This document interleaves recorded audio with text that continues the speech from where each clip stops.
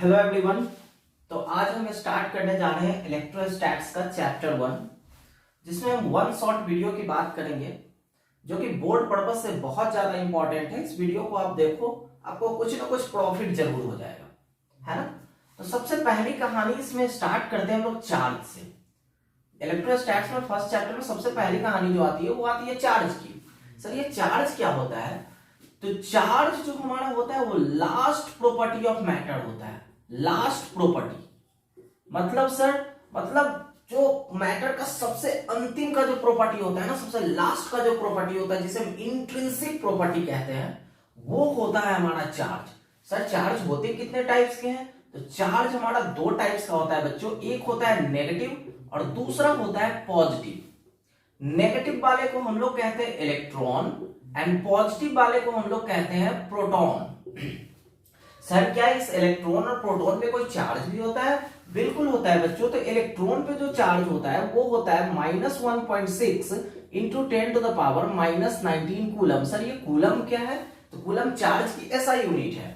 उसके बाद प्रोटॉन की बात आती है। सर प्रोटॉन पे भी कोई चार्ज होता है? बिल्कुल। तो 1.6 इंटू 10⁻⁻19 कूलम। देखो ये पॉजिटिव वैल्यू है, +1.6 है, और वो माइनस वाली वैल्यू है, -1.6 है ना। सर क्या इन दोनों का कुछ मास भी होता है? बिल्कुल होता है। तो इलेक्ट्रॉन का जो बच्चों मास होता है वो होता है 9.1 इंटू 10⁻⁻31 kg। सर प्रोटॉन का भी कोई मास होता है? तो बिल्कुल होता है। प्रोटॉन का जो मास होता है वो होता है 1.66 इंटू 10⁻⁻27 kg। कहीं कहीं किताबों में आपको 1.67 भी मिल जाएगा, तो इसलिए घबराना नहीं है, 1.66 भी राइट है आपका, है ना। तो प्रोटॉन का मास 1.66 इंटू 10⁻⁻27 kg, इलेक्ट्रॉन का मास 9.1 इंटू 10⁻⁻31 kg। ये तो बातें हुई चार्ज की। चार्ज की ऐसा यूनिट हो गई कूलम। अब कूलम के बाद जो कहानी आती है इसे नोट कर लेंगे, इस डेटा को थोड़ा सा याद रखेंगे, है ना। अब बात आती है कि कूलम। सर कूलम क्या है? तो कूलम जो है हमारा चार्ज का ऐसा यूनिट है, और यहीं से कहानी हमारी स्टार्ट होती है कूलम्स लॉ की। कि कूलम्स लॉ की क्या कहानी है उसे जरा सा समझेंगे कि कूलम्स लॉ क्या है। सर कूलम्स लॉ, बच्चों कूलम्स लॉ क्या कहता है कि अगर कोई दो चार्जेज है लाइक Q1 और Q2 है, तो ऑनेस्टली बताओ सच सच, अगर मान लो कोई Q1 चार्जेज है, पॉजिटिव चार्जेज है, दूसरा कोई Q2 चार्जेज है, तो ये नेगेटिव चार्जेज है। आपने बचपन से पढ़ रखा है कि like charges repel each other and unlike charges attract each other, है ना। तो ये प्लस क्यू है, ये माइनस क्यू है, दोनों एक दूसरे को अट्रैक्ट करेंगे। अट्रैक्ट करेंगे मींस सर इन दोनों पे कोई फोर्स एक्ट होगा, है ना। तो फोर्स कोई एक्ट होगा, या फिर अगर कोई पॉजिटिव चार्ज यहाँ पे होता, प्लस चार्ज होता, तो ये दोनों, ये भी प्लस, दोनों एक दूसरे को रिपेल करेंगे। इट मीन सर कोई ना कोई फोर्स लगा के ही ना उस पर धक्का लगाएंगे भाई, कि उस पर फोर्स लगा रहे, धक्का लगा रहे, तो वो उधर की तरफ जाएगा, ये इधर की तरफ आएगा, एक दूसरे को रिपेल करेंगे। तो इस पे भी कोई फोर्स लग रहा है। पर कूलम्स लॉ क्या कहता है कि मान लीजिए जो दो जितने बड़े चार्जेज होंगे फोर्स उतना ज्यादा होगा। तो यस सर बिल्कुल होगा। तो force is directly proportional to Q1 and Q2, दोनों चार्ज के प्रोडक्ट का। दूसरी चीज क्या कहता है कि अगर मान लीजिए Q1 और Q2 के बीच का आप डिस्टेंस बढ़ाते जाते हो, डिस्टेंस बढ़ाओगे तो क्या होगा? फोर्स कम होता जाएगा। तो कूलम्स लॉ क्या कहता है कि force is inversely proportional to 1/r²। Sir ये स्क्वायर क्यों? क्योंकि वो परमिटिविटी मीडियम पे डिपेंड करता है, इसीलिए। तो according to Coulomb's law, force is directly proportional to product of two charges and inversely proportional to square of distance between them. बच्चों आपको पता है कि इसको हम ऐसे भी लिख सकते हैं, है ना, Q1 Q2 अपॉन में r²। अब बच्चों प्रोपोर्शनलिटी का साइन अगर यहां से हम हटाएंगे तो कोई ना कोई कांस्टेंट हमारा आएगा। बिल्कुल आएगा सर। तो यहाँ पे जो कांस्टेंट आता है उसे हम लोग कहते हैं k Q1 Q2 अपॉन में r²। सर ये k क्या है? तो k ही तो हमारा कांस्टेंट है बच्चों यहाँ पे। और इस कांस्टेंट की सर क्या कोई वैल्यू भी होती है? बिल्कुल होती है। वो होती है 9 इंटू 10⁻⁹ न्यूटन मीटर स्क्वायर पर कूलम स्क्वायर। आपसे हो सकता है पेपर में एमसीक्यू में पूछा जा सकता है कि इस कांस्टेंट का यूनिट बताओ, क्या होता है यूनिट। 4 ऑप्शन में एक ऑप्शन ये भी रहेगा, न्यूटन मीटर स्क्वायर पर कूलम स्क्वायर। सर क्या इस के की कुछ और भी वैल्यू होती है? तो बिल्कुल होती है। इस के की एक और वैल्यू होती है 1/4 पाई एप्सिलॉन नॉट। सर ये एप्सिलॉन नॉट क्या है?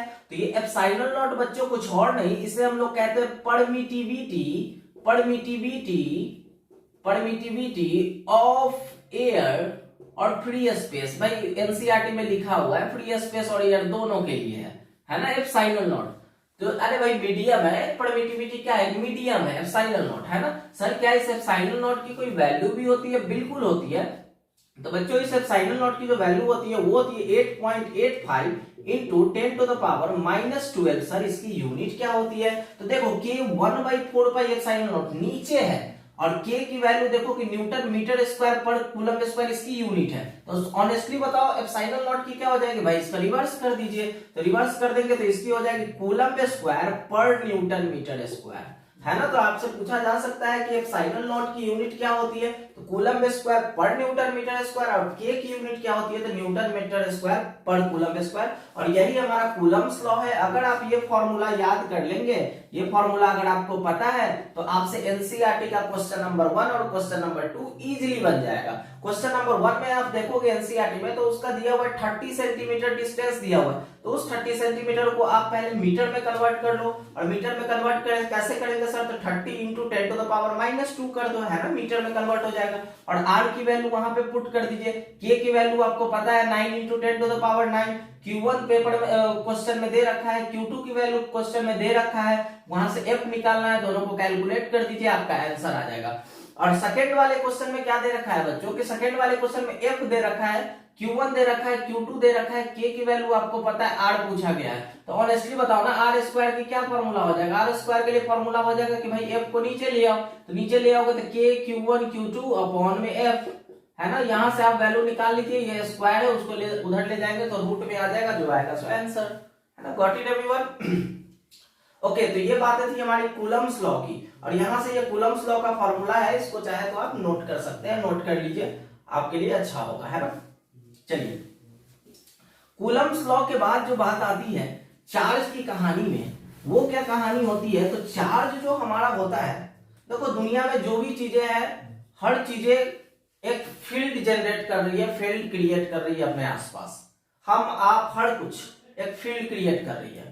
तो चार्ज भी कुछ ना कुछ एक फील्ड क्रिएट कर रही है। चैप्टर हम पढ़ रहे हैं इलेक्ट्रोस्टैट्स, इलेक्ट्रोस्टैट्स पढ़ रहे हैं, इट मींस कि चार्ज अभी स्टैटिक पोजीशन पे है, स्टैटिक पोजीशन पे है। स्टैटिक मींस सर मतलब रेस्ट पोजीशन पे, चार्ज रुका हुआ है। और चार्ज बच्चों रुका हुआ है, और चार्ज जब रुका हुआ है फिर भी ये कोई ना कोई इलेक्ट्रिक फील्ड, कोई ना कोई फील्ड प्रोड्यूस करेगी, और उस फील्ड को हम लोग क्या कहते हैं?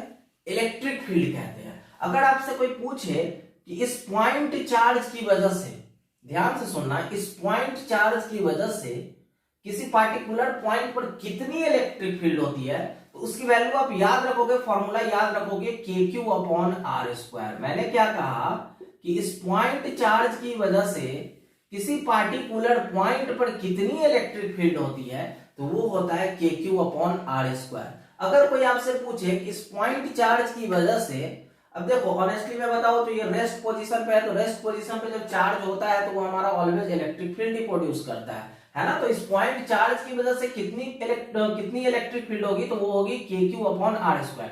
अगर आपसे कोई पूछ दे कि इस पॉइंट चार्ज की वजह से कितनी पोटेंशियल होगी, potential due two point charge, electric field due two point charge KQ by R square, potential due two point charge is KQ upon R, KQ upon R, है ना। K क्या है? K की वैल्यू आपको पता है 9 into 10 to the power 9।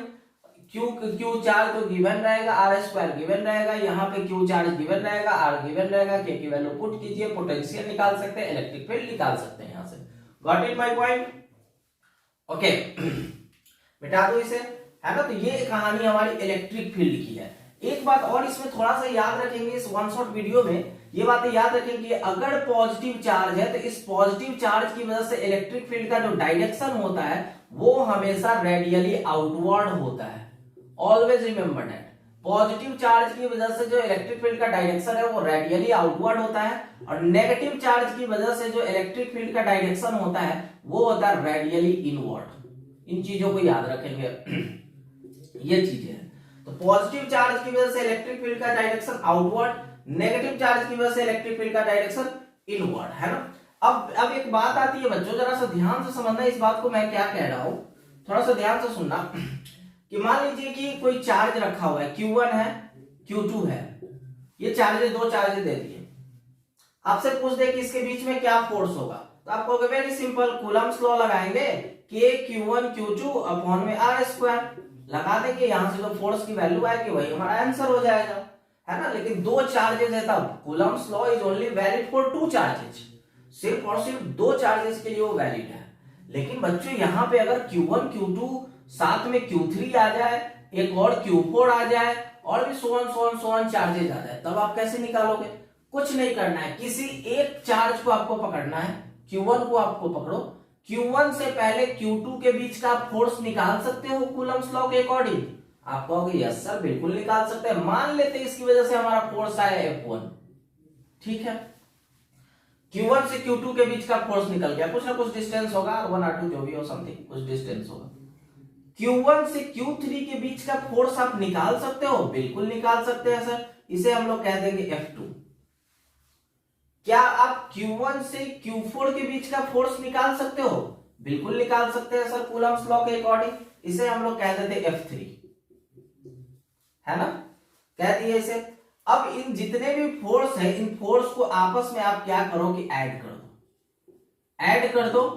इससे क्या होगा कि हमारा इस चार्ज की वजह से जो जितने सारे चार्जेस उस पे जो फोर्स लग रहे हैं वो फोर्स हमें पता चल जाएगा, और इसी टर्म को हम लोग कहते हैं सुपरपोजिशन प्रिंसिपल भी, कि एक चार्ज की वजह से सारे चार्जेस पे आप फोर्स इजीली निकाल लिए, है कि नहीं। अगर दो चार्जेस होते तो कूलम्ब्स लॉ लगाते निकल जाता, अगर बहुत सारे चार्जेस है कोई बात नहीं, बहुत सारे चार्जेस है इसकी वजह से इस पे निकाल लेंगे, इसकी वजह से इस पे निकाल लेंगे, इसकी वजह से इस पे निकाल लेंगे, और सारे फोर्सेज को आपस में आके ऐड कर देंगे, जिससे हमारा आंसर निकल जाएगा, है ना। तो आपको स्क्वायर वाले, ट्रायंगल वाले क्वेश्चन आपको मिल जाएंगे। जैसे स्क्वायर वाले क्वेश्चन रहेंगे कि उसके कॉर्नर पे चार्ज रखा हुआ है, अब एक सेंटर पे चार्ज रखा हुआ है, तो कुछ नहीं करना है, सेंटर की चार्ज की वजह से इस पे निकाल लेना, इस पे निकाल लेना, इस पे निकाल लेना, इस पे निकाल लेना, और सबको आपस में ऐड कर देना है, तो आपको आंसर आ जाएगा, इजीली आंसर आ जाएगा।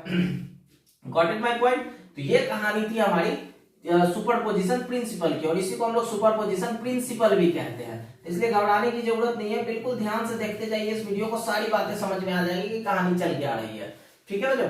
अब बात आती है कि एक टॉपिक आता है इसी में इलेक्ट्रिक डाइपोल की, कि इलेक्ट्रिक डाइपोल क्या होता है सर। इलेक्ट्रिक डाइपोल, डाइपोल लिखा हुआ है, डाइपोल का मतलब होता है दो पोल, डाइपोल का मतलब होता है दो पोल, डाइपोल इसका मतलब पहले सर आप दो पोल बना दीजिए, एक प्लस क्यू दूसरा माइनस क्यू। कहता क्या है electric dipole, equal and opposite charge separated by very small distance, equal and opposite charge separated by very small distance is called electric dipole.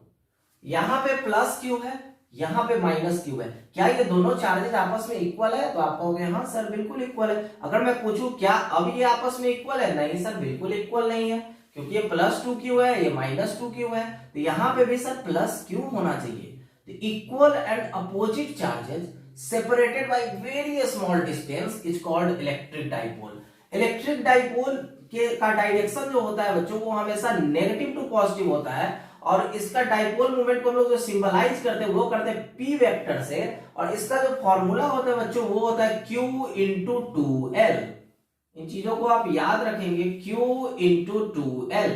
तो इलेक्ट्रिक डाइपोल का जो डायरेक्शन होता है वो नेगेटिव टू पॉजिटिव होता है, और इलेक्ट्रिक डाइपोल का फॉर्मूला क्या हो गया उसके डाइपोल मूवमेंट का q into 2l। Electric dipole कहते हैं किसे, इक्वल एंड अपोजिट चार्ज, देखो आपस में इक्वल है, ये भी प्लस q ये भी q, ये भी q ये भी q, दोनों है तो इक्वल, लेकिन दोनों आपस में अपोजिट है। Equal and opposite charge separated by very small distance is called electric dipole. और इलेक्ट्रिक डाइपोल का डाइपोल मूवमेंट जो होता है बच्चों वो होता है q इंटू 2l, है ना। Got it my point. इसे हम लोग कहते हैं इलेक्ट्रिक डाइपोल। अब इलेक्ट्रिक डाइपोल के बाद जो बच्चों टॉपिक आता है हमारा, इसी एनसीईआरटी के अकॉर्डिंग मैं बता रहा हूं, इसमें जो टॉपिक आता है हमारा वो आता है कि electric dipole, electric dipole placed in uniform electric field, किसी यूनिफॉर्म इलेक्ट्रिक फील्ड में हमने क्या किया, किसी इलेक्ट्रिक डाइपोल को रख दिया। यूनिफॉर्म इलेक्ट्रिक फील्ड मतलब मस्त यहां से इलेक्ट्रिक फील्ड जा रही है, और सारी की सारी इलेक्ट्रिक फील्ड कैसी है बच्चों, तो इलेक्ट्रिक फील्ड है यूनिफॉर्म, कहीं नॉन यूनिफॉर्म नहीं है, हर जगह कांस्टेंट है, यूनिफॉर्म जा रही है इलेक्ट्रिक फील्ड। ठीक है, इलेक्ट्रिक फील्ड जा रही है। हमने क्या किया कि इसके बीच में हमने एक इलेक्ट्रिक डाइपोल को रख दिया। अभी भी इलेक्ट्रिक डाइपोल नहीं है भाई साहब, इसके लिए प्लस क्यू होना चाहिए, दूसरा माइनस क्यू होना चाहिए। प्लस क्यू की वजह से इलेक्ट्रिक फील्ड का डायरेक्शन बाहर की तरफ, मतलब इलेक्ट्रिक फोर्स जो बच्चों इस पे लगेगा, जिसे हम लोग इलेक्ट्रोस्टैटिक फोर्स भी कहते हैं, वो बाहर की तरफ, और इसे क्या कह रहे हैं, QE।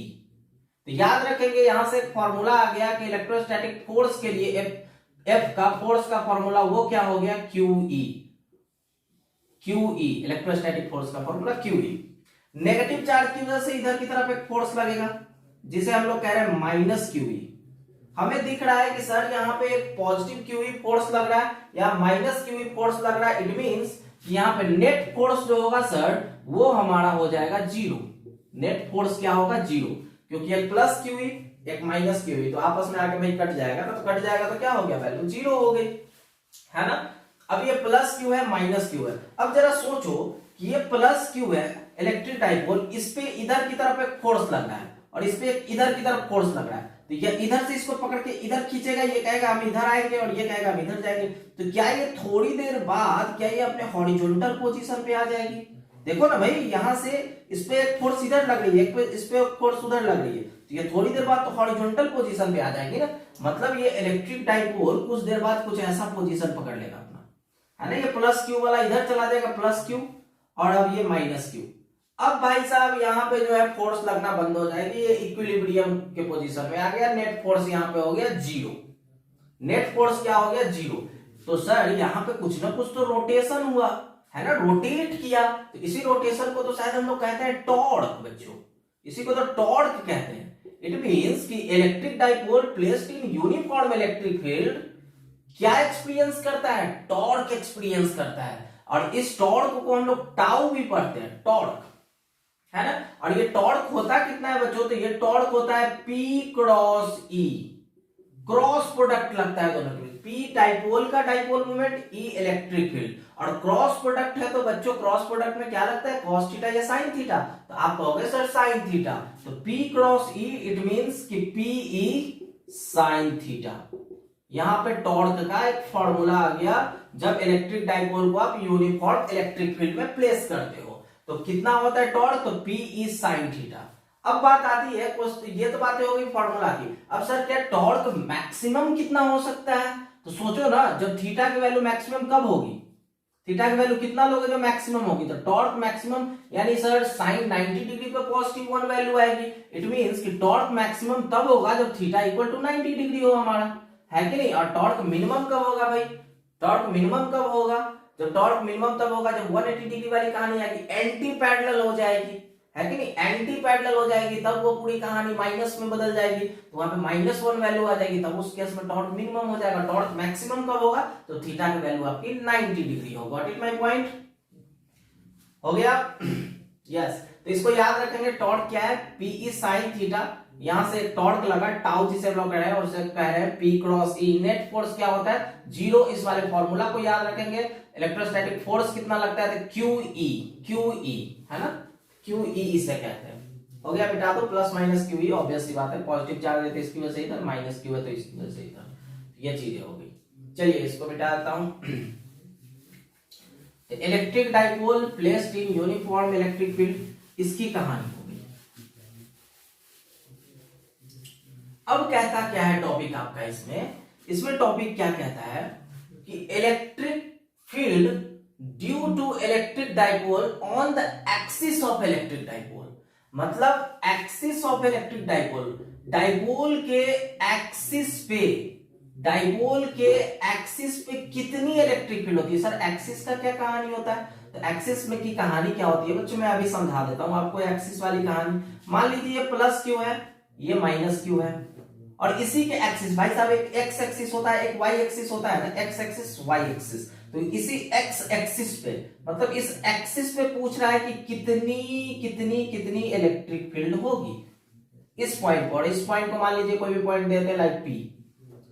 तो axis of electric dipole electric field की क्या वैल्यू होगी? हम कह रहे हैं कि यहां से ये एल हो गया, ये एल हो गया, यहां से यहां के डिस्टेंस को आप मान लो, क्या मान लोगे? कुछ भी मान लो ना, नाम में क्या रखा है, नाम तो कुछ भी दे सकते हैं, मान लीजिए ए नाम दे दिए, ठीक है।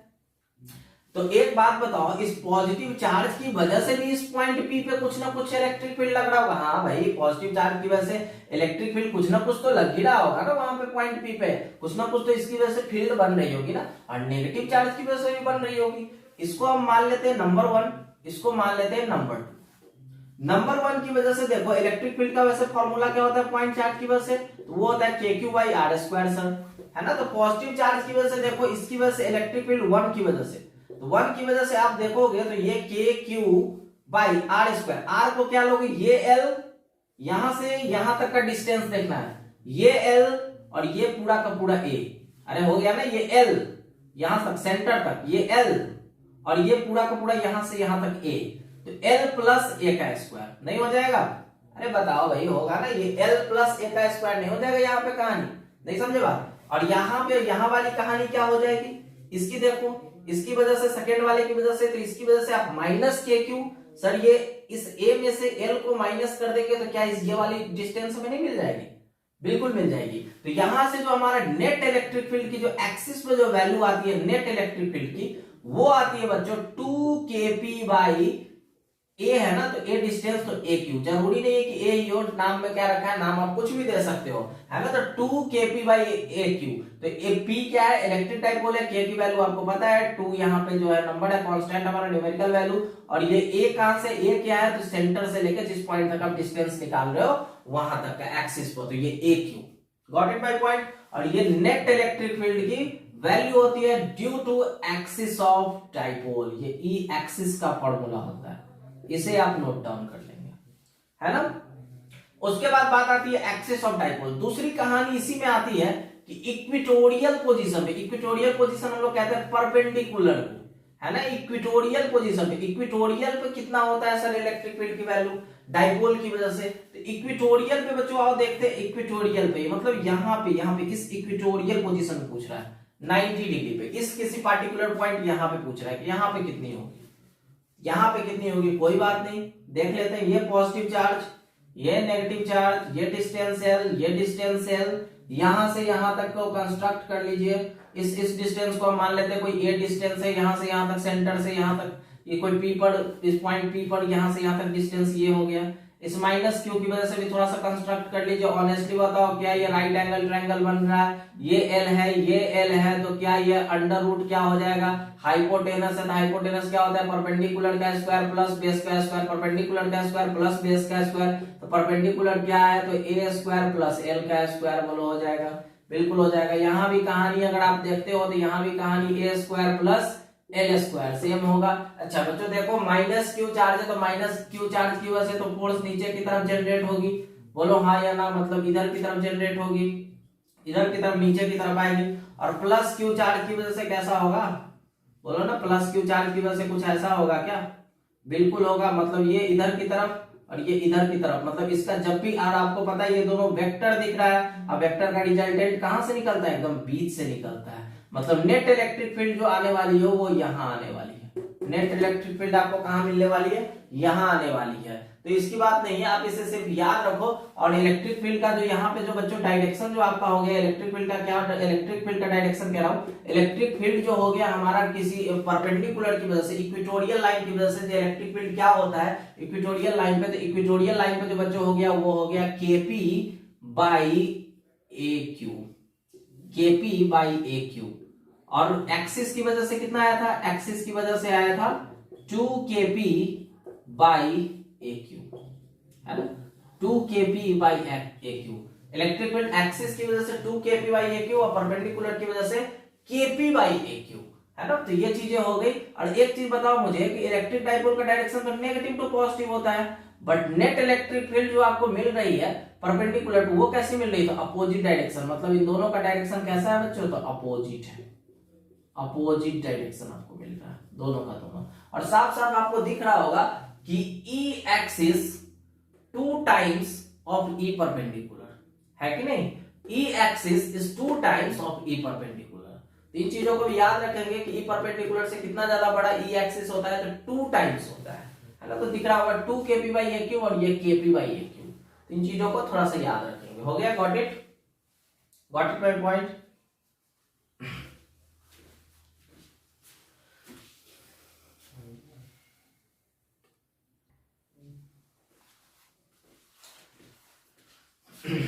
Got it, yes. तो आइए आगे चलते हैं। ये तो कहानी हो गई इसकी। अब इसके बाद आगे कहानी हम लोग थोड़ी सी बात कर लेते हैं फ्लक्स की, इलेक्ट्रिक फ्लक्स की, कि इलेक्ट्रिक फ्लक्स क्या होता है। जो इलेक्ट्रिक फ्लक्स को समझते हैं कि इलेक्ट्रिक फ्लक्स हमारा क्या है। इलेक्ट्रिक फ्लक्स क्या कहता है कि किसी भी प्लेन सरफेस से जितनी perpendicularly electric field lines pass करेगी ना, उसे हम लोग इलेक्ट्रिक फ्लक्स कहते हैं। मतलब इलेक्ट्रिक फील्ड लाइंस जितनी परपेंडिकुलरली किसी भी प्लेन सरफेस से पास करे उसे हम लोग फ्लक्स कहते हैं। फ्लक्स को जो हम लोग सिंबलाइज करते हैं बच्चों, वो करते हैं फाई ई से, और इसका जो फॉर्मूला होता है वो होता है ई डॉट ए, और इसमें हम लोग लगाते हैं ई ए कॉस थीटा, ई ए कॉस थीटा। तो फ्लक्स का जो हमारा फॉर्मूला यहां से आ रहा है वो क्या आ रहा है, तो ई डॉट ए और डॉट प्रोडक्ट में क्या लगता है, ई ए कॉस थीटा। तो इलेक्ट्रिक फ्लक्स का फॉर्मूला आप याद रखेंगे, E A cos theta. A is the area vector, E is the electric field, and cos theta is the angle between electric field and area vector, है ना। तो area vector A क्या हो गया, एरिया वेक्टर E क्या हो गया, electric field, और cos थीटा क्या हो गया, theta is the angle between electric field and area vector. तो ये बातें हमारी होती है फ्लक्स की। फ्लक्स से रिलेटेड अगर आपको कोई क्वेश्चन है तो इस वाले फॉर्मूला को इजीली आप पुट करके निकाल लेना, ठीक है। उसके बाद आती है इलेक्ट्रिक फ्लक्स के बाद जो हमारी कहानी आती है वो थोड़ी सी बात आती है गॉस लॉ की। इसी के इनसाइड है गॉस लॉ की बात आती है, इसी से कंसेप्ट निकलता है। वन शॉट वीडियो है, तो इसमें डायरेक्ट हम लोग बोर्ड के पॉइंट ऑफ व्यू से जो मेन फॉर्मूला है उसमें फोकस कर रहे हैं ताकि हमें हमारा कुछ अच्छा मार्क्स आ सके। तो इलेक्ट्रिक फ्लक्स क्या हो गया, फ्लक्स हो गया E dot A E A cos theta. Gauss law की बात करते हैं। गॉस लॉ क्या कहता है कि अगर ये तो हो गई 2D की बात, 2D वाली बात हो गई। अब इसमें जरा देखें कि ये प्लेन सरफेस की बात में कर रहा था। Gauss law is only valid for 3D sphere. ये 3D स्फीयर मतलब सॉरी 3D फिगर, मतलब कोई भी 3D डायग्राम है उसके लिए सिर्फ और सिर्फ गॉस लॉ वैलिड है। लाइक क्यूब हो गया, क्यूबॉइड हो गया, स्फीयर हो गया, समथिंग कुछ भी हो गया, तो उसके लिए सिर्फ और सिर्फ गॉस लॉ वैलिड है आपका। और कहता क्या है कि अगर कोई चार्ज इनसाइड में है, गॉस लॉ के अकॉर्डिंग, किसी भी 3D डायमेंशनल की बात कर रहा हूं, क्लोज की बात कर रहा हूं, 3 डायमेंशनल की बात कर रहा हूं, अगर कोई चार्ज इनसाइड में है तो उसकी वजह से जो नेट फ्लक्स बनेगी ना उसकी वैल्यू होगी Q इनसाइड, अंदर में चार्ज होना चाहिए बाहर में नहीं, Q inside by epsilon not. और एप्सिलॉन नॉट की वैल्यू आपको पता है 8.85 into 10 to the power -12 है ना, चार्ज अपॉन एप्सिलॉन नॉट। और ये हो गया हमारा गॉस लॉ का formula, charge inside upon epsilon not. Gauss law का फॉर्मूला कहता है कि अगर सर मान लीजिए ये चार्ज अगर बाहर में है तो इसकी वजह से कितना फ्लक्स होगा। अगर जरूरी नहीं है कि ये स्फीयर ही हो, क्यूब भी हो सकता है, क्यूबॉइड भी हो सकता है। मैंने क्या कहा कि कोई 3D होना चाहिए, 3 डायमेंशनल होना चाहिए, क्लोज होना चाहिए। प्लेन सरफेस की बात मैं नहीं, 2D की बात नहीं कर रहा हूं, 3D की बात कर रहा हूं। तो इसकी वजह से charge inside upon epsilon not. अगर मान लीजिए सर चार्ज अगर बाहर है तो चार्ज बाहर है तो नेट फ्लक्स की वैल्यू जो आपकी आएगी वो आएगी पूरी की पूरी कहानी 0 सीधा। अगर चार्ज 0 में हो नेट फ्लक्स 0, अगर चार्ज अगर बाहर में हो नेट फ्लक्स 0, चार्ज अगर बाहर में हो नेट फ्लक्स 0, अगर चार्ज अंदर में है तो इसकी वजह से Q बाई एप्सिलॉन नॉट। और यही हमारा गॉस लॉ होता है। गॉस लॉ क्या कहता है कि चार्ज अंदर होना चाहिए, इनसाइड होना चाहिए, तो इसकी वजह से जो नेट फ्लक्स बनेगी वो बनेगी Q बाई एप्सिलॉन नॉट। छोटा सा है, एकदम छोटा सा। अब बात आती है गॉस लॉ में कि गॉस लॉ का कुछ एप्लीकेशंस है, तो उस एप्लीकेशंस को समझने से पहले एक बात दो बात आपको ध्यान देना पड़ेगा। वो ध्यान क्या देना पड़ेगा बच्चों, तो थोड़ा सा ध्यान दीजिए। मैं क्या कह रहा हूं इसमें, पहली चीज है linear charge density, linear charge density, linear charge density, linear charge density. दूसरी बात आती है surface charge density, surface charge density. तीसरी चीजें आती है इसमें volume charge density, volume charge density, linear charge density, surface charge density and volume charge density. Gauss law का एप्लीकेशन इन्हीं तीनों पे बेस है। इन तीनों का फॉर्मूला अगर आपको पता है तो हो जाएगा, इजी है। इजी बात है कि लीनियर चार्ज डेंसिटी के लिए क्या फॉर्मूला होता है, सरफेस चार्ज डेंसिटी के लिए क्या फॉर्मूला होता है, और वॉल्यूम चार्ज डेंसिटी के लिए बच्चों क्या फॉर्मूला होता है। तो आइए इसे समझते हैं, देखते हैं, है ना। यस बच्चों, तो लीनियर चार्ज डेंसिटी को जो हम लोग सिंबलाइज करते हैं, लीनियर चार्ज डेंसिटी को सिंबलाइज करते हैं लेमडा से। सरफेस चार्ज डेंसिटी को हम लोग सिंबलाइज करते हैं बच्चों किसी से, तो सरफेस चार्ज डेंसिटी को सिंबलाइज करते हैं सिग्मा से। और वॉल्यूम चार्ज डेंसिटी को जो हम लोग सिंबलाइज करते हैं वो करते हैं रो से। तो लेमडा का जो फॉर्मूला होता है जिसे हम लोग लीनियर चार्ज डेंसिटी कहते हैं, लीनियर चार्ज डेंसिटी के लिए जो हमारा फॉर्मूला होता है वो होता है चार्ज अपॉन लेंथ। दूसरी चीज आती है surface charge density. Surface charge density का फॉर्मूला जो होता है बच्चों, सरफेस चार्ज डेंसिटी का उसका फॉर्मूला होता है चार्ज अपॉन एरिया। और तीसरा जो वॉल्यूम चार्ज डेंसिटी है, वॉल्यूम चार्ज डेंसिटी के लिए फॉर्मूला होता है बच्चों वो होता है रो, जिसे रो से सिंबलाइज कर रहे हैं, ये होता है चार्ज अपॉन वॉल्यूम। तो ये कहानी हो गई, इन तीनों चीजों को याद रखोगे आप, linear charge density, surface charge density and volume charge density. इसी के बेस पे है आपका Gauss law, application of Gauss law. तो आइए समझते हैं उसको, एप्लीकेशन ऑफ गॉस लॉ को। इसको मिटा रहा हूं मैं। यस, आइए एप्लीकेशन ऑफ गॉस लॉ को समझते हैं उसी तीनों बेसिस पे। पहला एप्लीकेशन क्या कहता है, पहला एप्लीकेशन कहता है electric field due to uniformly long charge wire. Infinite charge wire की बात चल रही है कि इनफाइनाइट चार्ज वायर की वजह से कितना इलेक्ट्रिक फील्ड होती है। तो इलेक्ट्रिक फील्ड यानी लॉन्ग चार्ज वायर की बात है भाई साहब, लॉन्ग चार्ज वायर की बात है, मतलब लीनियर चार्ज डेंसिटी का कांसेप्ट लगेगा, बिल्कुल लगेगा। तो इसका जो फॉर्मूला होता है वो होता है E equal to lambda upon 2 pi epsilon naught r। और ये होता है electric field due to uniformly long charge straight wire या फिर इनफाइनाइटली चार्ज स्ट्रेट वायर की वजह से इलेक्ट्रिक फील्ड क्या होता है।